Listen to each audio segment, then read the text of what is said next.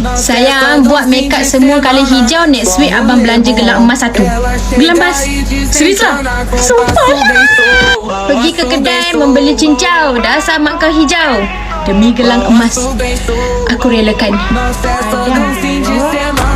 Sebelum saya start makeup warna hijau, kita pakai moisturizer dulu. Oh gila kau, kesat muka kau nanti kalau kau buat warna hijau weh. Okey, lepas tu tutup.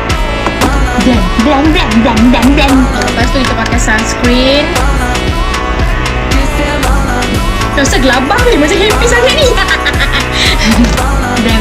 Blend. Lepas tu baru bubuh warna hijau.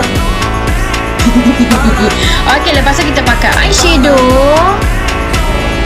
Boleh lah. Nak gelang emas kan, buat elok sikit. Bubuh glitter sikit. Macam tu. Eyeliner pun kena warna hijau nak. Okay, bulu mata pun kena warna hijau. Pakai je eyeliner ni. Lepas tu kening pun hijau. Ya Allah. Lepas tu kita pakai blusher. Shading sikit. Akhir sekali lipstick mak kau hijau. Lepas tu kita buat ala-ala ombre.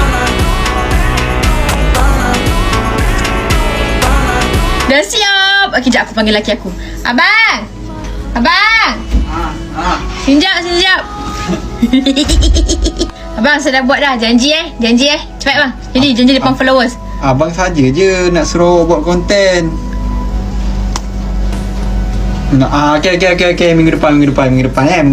Okey, janji. Cepat. Cepatlah.